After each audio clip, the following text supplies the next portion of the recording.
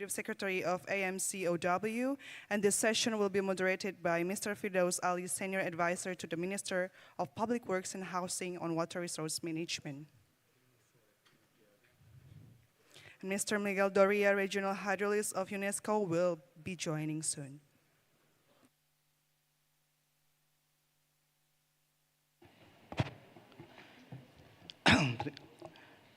Assalamualaikum warahmatullahi wabarakatuh. Selamat sore, good evening everyone. So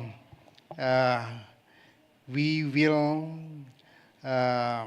share with you the information related to the regional process that we just have finished. So with me in the state, we have Alain Meyssonnier. Actually, Alain from Pangandaran. West Java. Yeah, since his son's married with daughter of Ibu Susi. Yeah. Okay, the second one, we waiting for the Miguel. Yeah. Miguel will join us soon. Yeah. And the next one is Miss Changhua. Yeah. She will report and then explain to you about the Asia and the Pacific region. Yeah, Ms. Changhua, chair of the Asia Pacific Water Forum. And then next to Ms. Changhua is my friend Rashid Mbaziira from Africa. Yeah, Executive Secretary of the AMCOW. Yeah, I think I will explain in bahasa, ya. Teman-teman sekalian, kita punya thematic proses, kita punya political proses, kita punya kemudian regional proses, ya. Regional proses dibagi region, yaitu Asia Pasifik, kemudian Mediterranean, kemudian Afrika, kemudian Amerika. Ya, dan hari ini kita akan melaporkan, akan mengupdate apa saja yang dibicarakan, diskusikan di regional process, ya, dan nanti akan salah satu akan menjelaskan ini. Dan juga bersama kita juga ada Miss Yunjin, ya, Miss Yunjin ini Director Ten World Water Forum.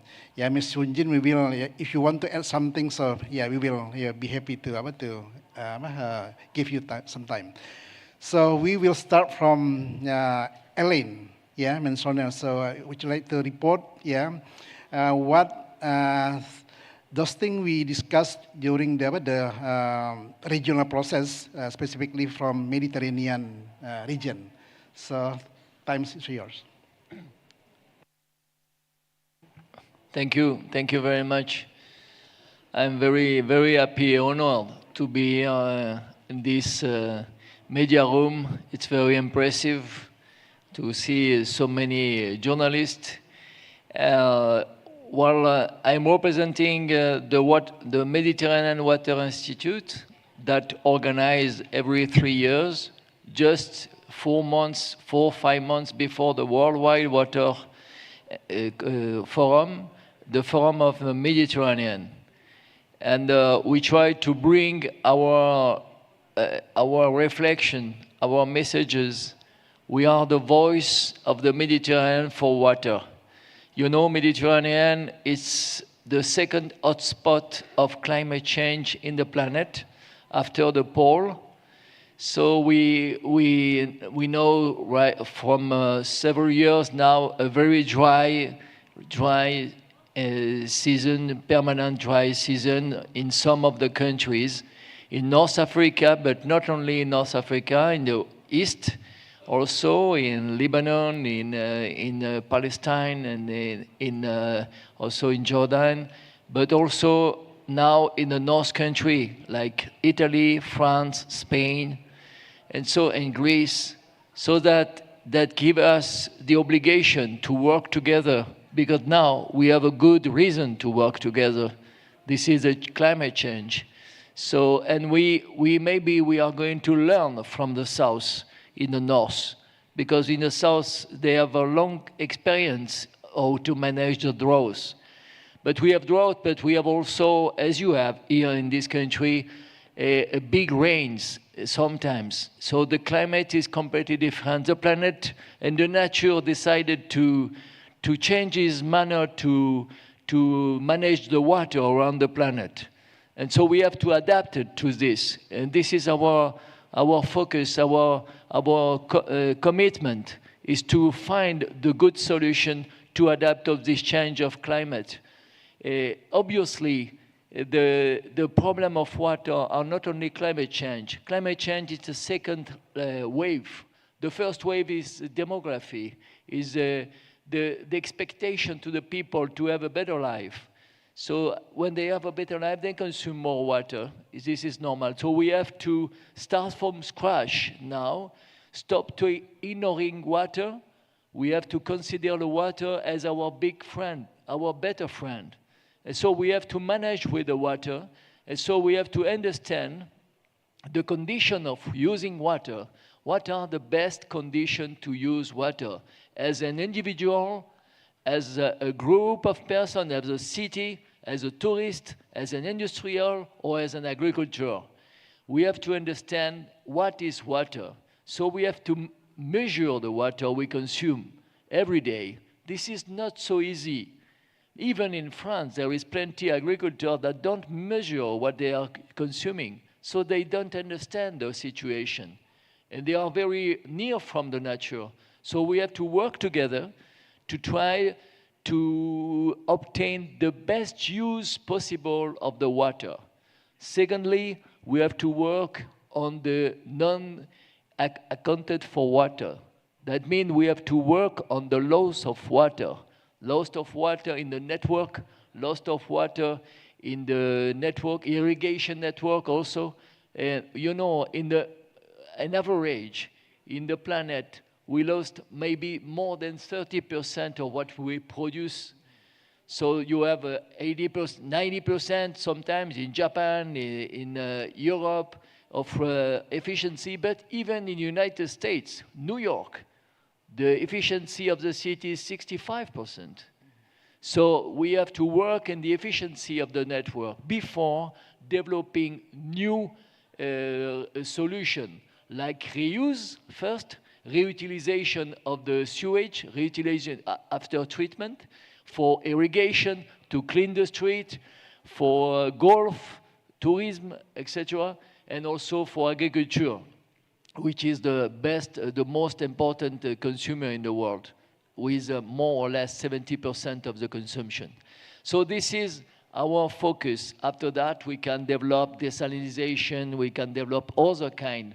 And we are working, and I finish with this, we are working in a project to create a worldwide observatory of non-conventional water resources and renewable energy associated to this new, because you know that as Elon Musk said the first day, maybe I'm not really completely 100% agree with him, but the water, he said, the water is not the problem is the energy. No, water is a problem. Energy is also a problem.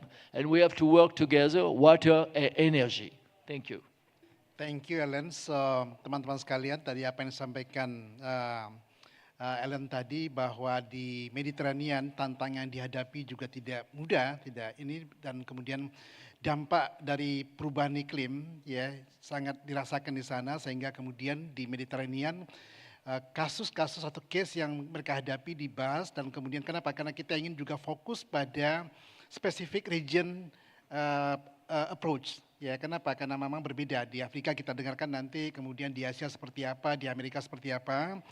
Dan satu lagi yang paling sangat esensial sekali adalah Alain tadi mengatakan bahwa isu terkait dengan inefisiensi. Jadi kehilangan air, di tengah-tengah kita kekurangan air, kita kemudian justru tadi sistem kita tidak efisien. Jadi ini yang juga menjadi concern di region Mediterranean juga dibahas tadi. Okay, Alain, so we move to the next speaker from Asia Pacific. So I hope Miss Changhua Hu from Asia Pacific Water Forum will report what is the issue related the Asia Pacific region, that challenge that we have to overcome. So we discussed during the forum. So Ms. Changhua will report. Time is yours. Thank you, Dr. Ali. Really thank you for the Indonesian government as well as the World Water Council for putting together this the biggest probably ever platform for the global community, the key actors, players, public, private, civil society, to be gathered here to really focusing on deep dive, concentrating on a shared challenge, particularly at this moment. And many parts of the world are literally traumatized by climate hazards. We are living in this 1.2 degrees Celsius warming world already, and we all know the trend is not very promising at all. So timing-wise, actually, this is a critical moment. So really, thank you, for putting together, this Bali World Water Forum there. So from Asia-Pacific Water Forum perspective, from Asia-Pacific regional process perspective, let me try to bring some sort of flavor taste to you, because we already successfully delivered all the regional processes already. So this is more like a reflection reporting back there. The first dimension is really the collective efforts. So Asia Pacific Water Forum and Asia Water Council and ADB are tasked to be the regional coordinators this is the largest region, as you can tell. And so altogether, 27 organizations, 11 sub-regional specific, topic-specific sessions, plus 5 cross-regional synthesis sessions, with altogether about 102 speakers, really got together and delivered, very impactful, significant, the regional process in the last few days there. So that's the first dimension, to the collective efforts. The second dimension, just to look at Bali. For Asia-Pacific regional process is not new. Somehow we are very used to that in a way. Particularly, we started the journey from Babu back in 2007, right after Bali COP, actually 2007. So we leaders in our region recognize water security was so critical, and that's why social security was a sort of conceptualized, actually, literally being turned into a regional priority focus in 2007. So since Babu, and so the first Asia-Pacific Water Security Summit, we've gone through the Chiang Mai 2013 summit, then Yangon Declaration, the summit in 2017, and in 2022, we had a Kumamoto declaration there as well. So Bali, for us in the region, is more like another milestone on this pathway towards really trying to advance solutions and a partnership collaboration to address water security and climate resilience challenges there. So it's very significant, even though it's not called Asia-Pacific Water Summit, but for us in the region, it is more than a summit already, because it's not only the regional, but also global leaders are gathered here. Bali has also offered very significant deep dive opportunity for the key players to be gathered here. If you look at the expertise, resources, experiences, talents gathered in Bali, that's really impressive, fascinating. So through those sort of 11 plus 5 sub-regional sessions there, we had the opportunity really to deep dive on specific issues, challenges. If you look at, I call it the level of granularity and also scope, unprecedented. Granularity is not just about the data, information, knowledge, of course. We know physically, the climate change, the carbon, the water, pollution, too much, too little. But in the meantime, really the granularity of information about the people, because Asia Pacific are very diverse, very sort of, we have different levels of development there as well. So how do we make sure we really address those diversity, in terms of richness as well as the challenges together? That's very significant. So yes, we really appreciate the deep dive opportunity there. Bali is also offers also a pivot for the key leaders in this region to reset.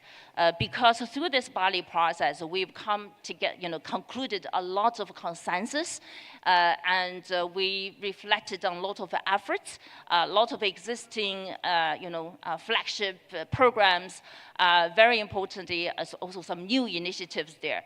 So through that process, we definitely are resetting our regional efforts, of course, aligned with the global there as well, in terms of really addressing something, shared, so this sort of shared prosperity. That's featured, there are a few things actually: water intelligent, climate resilient, nature positive, governance sound, culturally enriched, and also socially inclusive. That's really fascinating progress made so far. Now, coming down to a few specifics there. We are facing, unprecedented challenges, that's for sure, like the rest of the world there as well, particularly for Asia and Pacific region. There are issues like the WASH. If you look at SDG 6, we have this access to water sanitation challenges, what we call like traditional, conventional challenges there. But also we have new challenges like the mountain glacier melting, right? If you look at the Himalaya, it's really probably one of the biggest challenges we have to pay attention to. If not yet, we need to start it now there. So in that process, by knowing more about the challenges, I think at Asia-Pacific regional perspective, we are trying to turn those challenges into opportunities there. That's pretty much the mindset of this regional process actually that has unfolded actually in Bali. Just to give you a few highlights in terms of major initiatives moving forward. For instance, led by UNESCO, this open science for river basin management. In a changing climate is already a consensus, and a lot of efforts already ongoing. More than ever, we need to somehow scale that up. If you look at the mountain glacier melting challenge, now Asia Development Bank back in Dubai last COP launched a new initiative through a partnership with Nepal and Bhutan, really trying to address the risk issues there because of our financing. If the risk assessment or management are not very well taken care of, that's not going to be sustainable at all. And then if you look at the early warning for all, we have this sort of 5-year plan agenda, and globally we are hoping to cover everyone on this planet through the early warning system by 2027. We're already a year and a half into this process, so yeah, we need to accelerate that process as well. In the meantime, there are a lot of sessions talking about technologies, which is fascinating. Smart water management, digital twins, digitalization, AI, it's really fascinating. But very, very importantly for us in this region, we have to keep in mind that technologies definitely will continue to improve, but it's we do not have technology, we do. Very importantly, actually, we do need to put the technologies, new science, new technologies on top of indigenous local solutions there that will work the best, as we've learned already so far. In the meantime, we need to really pay attention to gender inclusive issues, and we learned through South Asia, particularly if you look at the best practice role model of Bangladesh, if you look at the current efforts in Sri Lanka, it's fascinating to see more attention being put into this space, and particularly Sri Lanka leading the law reform at this moment. Of course, at the end of the day, we need the money. So luckily we have Asian Development Bank literally championing climate resilience finance there, and somehow through the partnership, I believe that's going to even be more so. They're going to play a more important role there as well. In a nutshell, again, appreciation. I've learned a lot as the chair of the Governing Council of Asia Pacific Water Forum. I really appreciate the partnership with the ADB, Asia Water Council, as well as many, 27 other coordinators. Last point to make, even though we're talking about a regional process, we know for sure, whatever we're happening here is global, not only on the challenges side, but also on the solution side. So again, I think Bali, the World Water Forum, offers a great opportunity for us globally get together to share the learning and the practice, and believe there will be more reinforced partnership collaboration from Bali onward. Thank you. Thank you, Ms. Changhua. Jadi teman-teman sekalian, tadi dari Asia Pasifik, ya, region ini dipimpin oleh Asia Pacific Water Forum, kemudian Asia Water Council, kemudian Asian Development Bank, dan tadi disampaikan bahwa isu-isu terkait dengan water security, kemudian how to build, encourage, ya, untuk membangun partnership, lalu kemudian tadi mendorong kolaborasi. Kenapa? Karena masing-masing kawasan punya tantangannya berbeda. Tadi sehingga disebutkan tadi diversity merupakan salah satu isu yang juga diadres dalam rangkaian diskusi di kawasan Asia Pasifik, dan juga termasuk isu yang terkait dengan gender dan memastikan bahwa inklusif pendekatan merupakan hal yang juga tidak bisa dikesampingkan. Dan kenapa? Karena 60% lebih penduduk planet ini ada di Asia Pasifik dan sangat dinamis sekali. Tentunya ini juga merupakan isu yang sangat menarik sekali yang dicarikan solusinya, dan kita akan move forward untuk apa? Untuk memastikan bahwa pertemuan di Bali ini, forum di Bali ini akan menemukan solusi-solusi praktis untuk kita kemudian menghadapi situasi krisis air dan krisis iklim yang sedang kita hadapi. Okay, once again, thank you, Ms. Changhua. Okay, so we move to the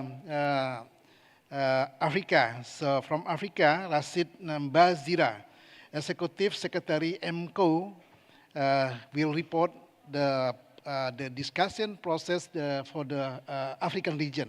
So time is yours. Thank you very much, Dr. Ali. Thank you very much, members of the Governing Council of the World. Thank you very much.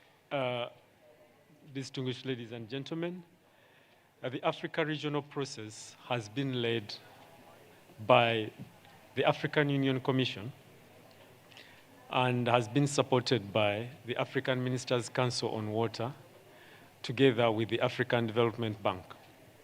And through a process of over 2 years, we have narrowed down on a number of issues that build from the last forum in Dakar in 2022.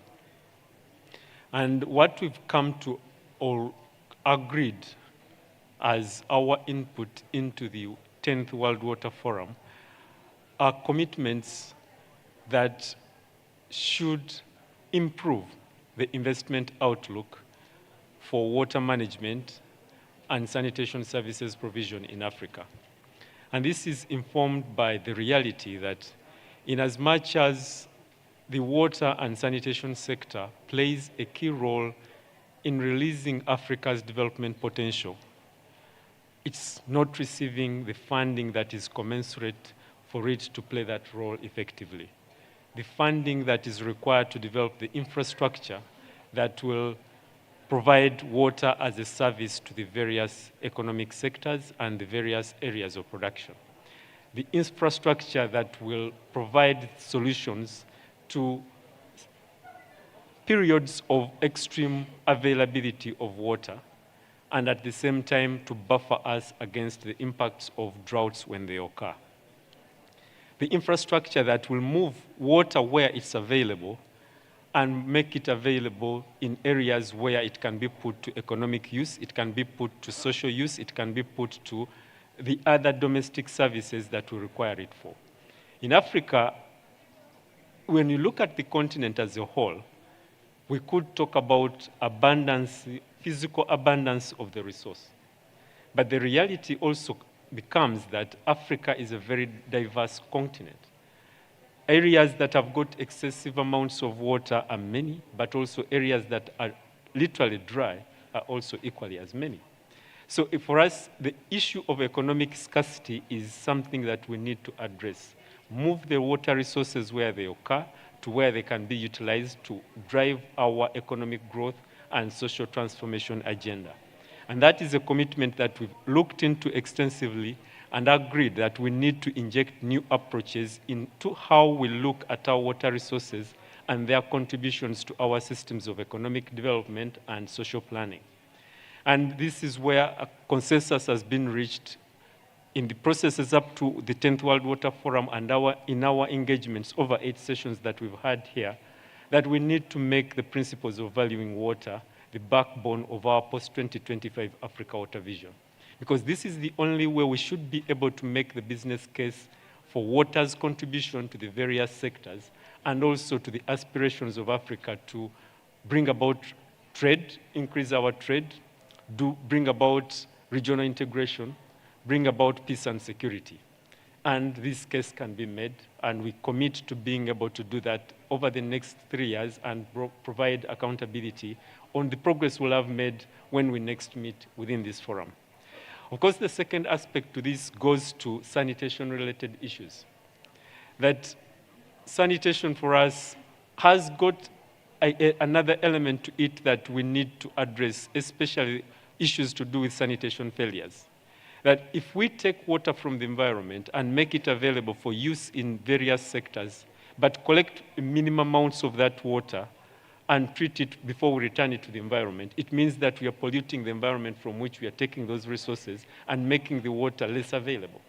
So we need to address the challenges of sanitation failures, water quality, and wastewater treatment before we return it to the environment to safeguard the environmental integrity of our resources. And the commitment that has come through here clearly as a means of attaining that objective is to articulate the sanitation economy to assure participation of business and society into delivering the solutions that will improve our sanitation services delivery in Africa. That is a clear commitment that comes through from our engagements up to this point and what we've discussed here. And of course, related to that is the element of building the capacity for us not only to have the information that supports real decisions that address real concerns in Africa, that address our needs, but also helps us manage the resource better, develop the resource better, and utilize that resource sustainably. So the element of developing the technologies to gather information, apply that information, broker that information, network that information among all the member states is a critical element for Africa. And that is something that we've also committed to here. That right now as we speak, parts of the continent are experiencing severe drought, but other parts of the same continent are experiencing severe flooding events. And if we lack the information management systems that can provide forecasting and early warning to be able to minimize the impact of these disasters, especially coordinated across the entire continent to have a collective effort that minimizes the impact of these events, then we are failing the continent. And therefore, we are being reactionary instead of being anticipatory. So the issue of investing into the capacity to develop the information systems to allow us to have or enhance our preparedness for these circumstances is something that is very critical for Africa and something that we've committed to go back and deal with. So in a nutshell, those are the 3 points that our regional process has zeroed into, and we now take it to the level that we are, again, as we said, we cannot talk about granular solutions. As I said, we are 55 member states, each of which has different circumstances depending on geography and other social circumstances. So therefore, we need to agree on frameworks that become the guiding principles of what we do with different approaches in our different regions or our different countries. And that can be coordinated by our mandated institutions in the African Union, in the African Ministers' Council on Water, and our financing partner, the African Development Bank. And that way, once we agree on these continental frameworks for what we need to do collectively, then the implementation becomes a lot easier because that's the policy direction we've all agreed upon, and that provides the enabling environment to come to concrete solutions that may be different across countries or across regions, but lead to the same outcome as a continent. Thank you. Thank you, Rashid. Ya, teman-teman sekalian, tadi Rashid menyampaikan bahwa ya Afrika, kawasan Afrika juga punya keunikan, tantangan yang tidak mudah, karena Afrika sangat luas sekali, dari mulai di selatan sampai kemudian ke utara, dan kemudian juga kita lihat bagaimana masing-masing negara juga punya tantangan yang berbeda. Yang jelas tantangan yang yang hampir sama semuanya bahwa tadi tantangan terkait dengan ketersediaan air, availability of water ya. Dan kenapa? Karena ini akan mempengaruhi bagaimana kemudian ekonomi bisa tumbuh ya. Dan kemudian juga isu yang terkait dengan isu sanitasi. Kenapa? Karena memang tantangan yang juga tidak kalah penting, yang tidak kalah menariknya itu adalah tadi bahwa menyediakan air bersih juga harus balan dengan menyediakan sanitasi. Jadi kalau menyediakan air bersih saja tanpa sanitasi, ya ini juga akan timbul persoalan baru ya, sehingga ini juga akan di-leverage sama dia. Dan terkait juga di kawasan Afrika juga tadi terkait dengan capacity building yang merupakan isu yang saya yakin juga tidak hanya di Afrika, juga di Asia Pasifik, ya kemudian di Mediterranean dan juga di Amerika isunya sama. Dan ini yang kemudian saya tekankan bahwa proses regional ini tidak hanya di Bali saja, tadi disampaikan ya seperti ya Miss Chang disampaikan tadi di Asia kita juga punya ya Miss Changhua mengatakan bahwa udah serial pertemuan sejak mulai dari pertemuan di China, di Korea, kemudian di Kumamoto tahun 2023 yang lalu, dan kemudian ya di Bali ya 18 sampai dengan 25 Mei ini merupakan tadi upaya bersama membangun komitmen untuk mendapatkan solusi konkret untuk bisa kemudian dieksekusi. Kenapa? Karena kita tidak punya kemewahan waktu lagi untuk menghadapi ya tantangan ke depan, apalagi target SDGs itu tinggal 6 tahun di depan mata kita ya. Jadi ini yang tadi sempat di-highlight oleh baik oleh Alain mau kemudian Miss Changhua mau kemudian juga Rashid. Teman-teman sekalian, kalau ada yang mau ditanyakan, persilakan bisa dengan bahasa Indonesia, bisa juga dengan bahasa Inggris langsung ditujukan ke siapa. Silakan, sebutkan ditujukan ke siapa, dengan bahasa Indonesia boleh atau Inggris juga boleh. Silakan. Sebutkan medianya. Good evening, my name is Dias from Tribun News. The question is for all panelists. What do you think about Indonesia's government proposal regarding the establishment of World Lake Day? And how significant will it be, the World Lake Day, to the water sustainability? Thank you. So the question for all of us, so Indonesia proposed World Lake Day. So what is your opinion about the proposal that we proposed from Indonesia for the World Lake Day, and what is the impact of the the World Lake Day itu apa tuh? Ya. Go ahead. World Lake Day. Lake. Yeah, Lake Day. Yeah. That's right. So Indonesia proposed to have the World Lake Day. Yeah, Lake Day. Yeah, we proposed. What lake day? Just to commemorate the lake. Yeah. So what is your opinion about that proposal? To use a lake? Yeah. You go ahead if you want to respond. But the natural lake, not natural and also dam also. and dam also. Rashid, okay, Rashid. Reserve. Yeah. Okay, go ahead, Rashid. Okay, Thank you very much. Apologies. I think I didn't get the word lake, but now Dr. Firdaus has explained it. Yes, the proposal. Okay, well, I'll speak in part from personal experience. That I come from a region where we have, it's called the Equatorial Lakes region, where we've got a number of surface water bodies that have previously been or are known to provide for the livelihoods of millions of people that live in these basins. And I also can compare another example of the Lake Chad Basin, where livelihoods were dependent on that lake. And as it has shrunk, it has led to a number of issues, including an insurgency that is devastating lives in an entire part of the continent. Now, where I come from, because of issues of pollution of this lake, the livelihood that used to depend on this lake, as the fisheries become less or the economies from that lake are depreciated, the impacts on the lives of the people around that lake are increasing. And this is leading also to issues that can be associated with conflict, can be associated with diplomatic standoffs.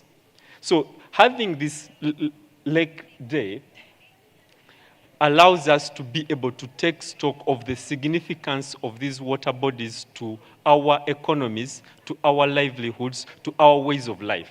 And I think that's a proposal that we should take seriously, that we draw attention to what is going on with these major surface water bodies that are impacting on lives of millions of people, but sometimes could be neglected because of urbanization. Rapid urbanization for us is a key contributor to the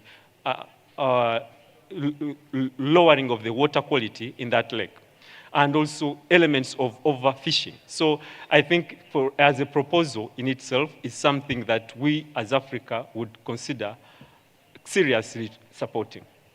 Thank you, Rashid. Maybe, Alain, do you want to add? Yes, I think it's a good idea. Good idea to explain what we have done, what we should do with the lake, natural and artificial.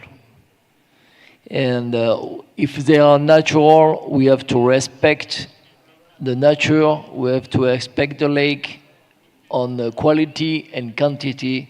So we have to measure exactly how the water is renewable in the lake, etc. So we have really to monitoring the lake in all the aspects to respect the lake. And if it's artificial, that means it was built by the man, and so for energy, for irrigation, for cities, also we have to respect the river and to respect the nature. So we have to include the nature in the project. This is very important. We can use the water and we can bring. There is I come from a region where without artificial lake there is no life. We are near the Alps, near the mountains, 200 kilometers, but where I live there is no water. So without this dam, without this lake, artificial lake, there will be no life, no agriculture, no energy, etc. So we really need to think with a vision to protect the nature. This is very important. And there is a concept now. We have worked a lot in this forum with this concept. Is the famous concept WEFE, W-E-F-E, water, energy, food, and ecosystem. But don't forget the last E. This is very important. If we forget the last E, the nature will come back to us and say, oh, you maltreated me, so I'm going to be very bad with you. And you see that in Saudi Arabia, where there is no rain generally. You saw that 3 weeks ago with inundation. And you see that in Brazil a few days ago. This is completely crazy. We never saw that before. So we have to respect the nature. If we respect the nature, using correctly the water, they will be very interesting. So this day is very interesting to explain to the population and to the decision maker what they have to do. Thank you. Thank you, Alain. Yeah. Go ahead. Yeah, Enjoy. sure. Finally got it to what exactly you were asking. Joining my colleagues, on the panel here, I'm totally for it. If you look at the calendar, I live in China, in Shanghai. I look at the calendar.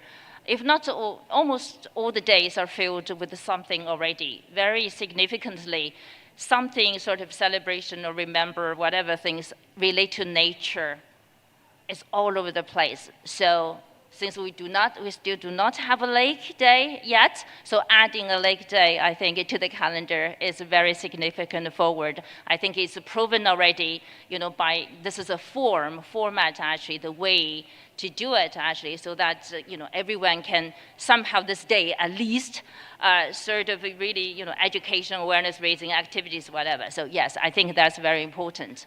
The second dimension I do want to emphasize, actually, lake is a very important sort of ecosystem, right? And so on the ecosystem perspective, it provides a good service for nature.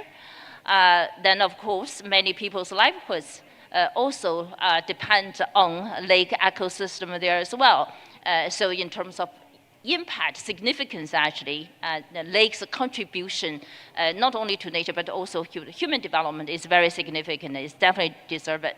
One thing I do want to emphasize though, lake is something we could see, surface water, right? People can see, can relate, water quality, if it's polluted, it's too much, too little, whatever, which is sort of visual, it's visible. But lake water is a sort of a system, right? The many big parts of the water system probably not seen. It's underwater, right? Under the surface, in the Earth sort of system there. So there is another sort of concept, at least academically, becoming more mainstream. It is about really paying attention to ecoregions. Not only just staring at this pool or lake, whatever, but rather we do need to understand, even from research, from education perspective, really the flow of the water, the system of water, so that when policymakers or whatever decision makers are actually going to put something on the table to protect nature, biodiversity, ecosystems there, so that they would really take actions to do it in a systematic way, rather than just a lake, right? So that's another thing I would love to see actually through this sort of a day, lake day, that rather than besides whatever is already on the table, I would love to see things on that as well, because the planetary systems are literally increasingly more destabilizing at this moment, and that's the challenge we're living in, and we need to take more, efforts, concerted efforts to change that. Thank you. Thank you, Ms. Changhua. So, karena waktu kita terbatas sekali, ya, jadi karena masih ada agenda lain lagi, jadi kalau ada satu pertanyaan saja akan saya buka. Siapa yang ingin bertanya? Oke, silakan yang di belakang, yang tadi. Ya, oke. Singkat saja ya, ditujukan ke siapa sebutkan, dan sebut namanya dari mana. Ya. Good evening, I am Miranti from Liputan 6. My question would be for Mrs. Wu. What is your outcome expectation from the World Water Forum to water management in Asia Pacific region? Because we know Southeast Asia is facing like heat wave and then drought. A lot of people died in India and Thailand, and more happening in Philippines. Do you have any immediate response from this forum? And the second question would be for Mr. Rashid. The similar question, how significant is the outcome from the World Water Forum to tackle water crisis in Sudan? Because a lot of happening such as water and food crisis due to the conflict there. Thank you. Okay. So the first one for Ms. Changhua. Yes. Thank you very much for the question. Southeast Asia is one of the 5 sub-regional groups actually in our regional process. So I think they organized a few sessions around smart solutions, around even financing mechanism, as well as actually on water, robust water accounting system there. So that's a sort of the focus in this week, actually, in this process, in terms of what we focused on, because we cannot possibly cover everything, but that's the sort of the focus of the sub-regional process there. In terms of challenge, and I think we all know numbers tell, and Asia Pacific region happens to be the most vulnerable, in terms of climate hazards, the impacts there. Short term, we're more talking about resilience, adaptation. That's why early warning system, for all becomes so important. That's why UN is pulling, the leaders together to really advance that. We said by 2027. Ideally, somehow, by 2027, if no later than that, if we're all covered by the early warning system there, potentially that will help dramatically, because we're going to somehow know things earlier, so we can prevent, we can protect, and of course, if things happen, we do have to respond, emergency response there as well. Mid-term, longer term, I think this is sort of, we have to address climate change issues there besides climate adaptation. So mitigation, clean energy transition, because we continue, this region very dynamic at this moment in terms of industrialization, right? And we need to think about it. So how do we make sure, take advantage like renewable energy and other clean energy solutions there, or energy efficiency, other technology solutions, the circular economy there as well, so that you sort of avoid, reduce the mistakes repeated by not only industrialized countries, but also other, like China, India, sort of case there nearby. So I think there are a lot of things that could happen in that space as well. Very importantly, I do want to emphasize this sort of inclusiveness. So in the sort of early warning system or adaptation resilience sort of strengthening process, we do need to, it has to be people-centric, it has to be gender inclusive. I think that has been more recognized as a priority in the region, and hopefully somehow we're going to see more successful cases actually. Thank you. Thank you, Ms. Changhua. So, Rashid, your turn now. Thank you very much. Allow me to put a bit of context to my response about the significance of the outcomes of this forum for the challenges we are facing in Africa on water. In the World Water Forum in The Hague in 2000, Africa adopted the Africa Water Vision 2025. And that has been the policy document upon which we've based most of the interventions in our member states in order to be able to achieve the targets we set for ourselves 23 years ago. Now we are coming to the end of that period in less than three years from now, and we've initiated the process of putting together what will be the post-2025 Africa Water Vision. And that reflects on what we've been able to do from the vision we agreed at the Second World Water Forum, and the lessons that we can draw from what we've been not able to do to achieve the targets we set for ourselves, and then taking into consideration the emerging issues that have happened in the 23 years since we undertook the last vision. Now, the forum for us has been a stopover in that process of articulating the post-2025 Africa Water Vision. That in as much as we put together the priorities of our member states up to this point and what we need to do, we also recognize that a lot of the solutions we could think of have been done elsewhere. So at the World Water Forum, the focus of our sessions has been to solicit the input of the global community into what could be African solutions, of course adapted to our circumstances. Now, when we go back as an outcome from this session, from this World Water Forum, we are going to finalize articulation of that vision. So over the horizon that we eventually agree upon to pursue the next Africa Water Vision, it will be the outcomes of this World Water Forum that will have influenced that. And if that's the policy and the policy direction of water management and sanitation services provision in Africa, then this has been impactful on providing solutions for Africa going forward. So I believe those outcomes are significant for Africa and the future of water and sanitation services provision in Africa. Thank you, Rashid. Kemudian tadi dijawab dari Rashid, juga Ms. Changhua tadi udah sesuai dengan yang diharapkan tadi. Teman-teman wartawan sekalian, media sekalian, karena memang waktunya membatasi, kita ada kegiatan lanjut untuk menyiapkan agenda besok. Jadi kita batasi agenda konferensi pers ini di sini, dan sekali lagi kami mohon pengertiannya, mohon maaf jika memang waktunya sangat terbatas sekali. Terima kasih atas perhatiannya. And then thank you for Alain and then Ms. Changhua and also Rashid. All of them, from local journalists from Indonesia and also for journalists from the foreign media. So once again, give a big applause for all the speakers. Thank you.